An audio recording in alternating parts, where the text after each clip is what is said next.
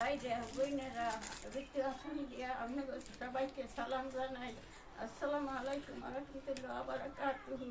আমাকেও ইফতারি সবাই ইফতারি দেশে রোজার মাস আমরা খাইছি, আল্লাহ খাওয়াইছে। সবাই দোয়া করি আপনারা যেন ভালো থাকেন। আমাকে বৃত্তি আশ্রমে কোনো টাকা নাই, নগদ টাকা নাই। আমরা ঈদের পর কী খাবো এতে করেন আমাকেও এই টাকার জন্য আপনার কাছে আবেদন জানাইলাম যে জায়গা খয়রাত দেন এইভাবে আশ্রমে দান করবেন, নাইলে আমরা তো খামো কি। আসসালামু আলাইকুম।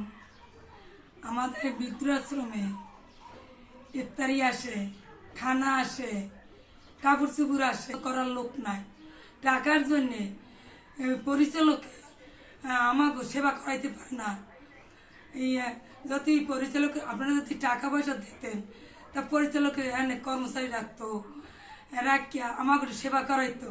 আপনারা নগদ কিছু টাকা পয়সা দেন। যদি আমরা বৃদ্ধরা মরি, তা মরি গেলে পরিচালক আমাকে কিতে দাফন দেবে? জানে ডেলি ইফতারি আসে, খাবার আসে, সব কিছু আসে, কিন্তু মাকার ডোনার আসে না।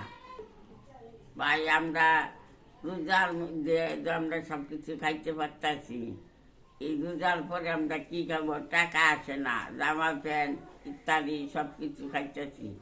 ভাই আমরা দয়া করে আপনারা রোজার পরে আমরা ডোনার পাঠান। আমরা কি খাবো রোজার পরে? জাকাতের টাকা আমরা বৃদ্ধা আশ্রমে দান করেন।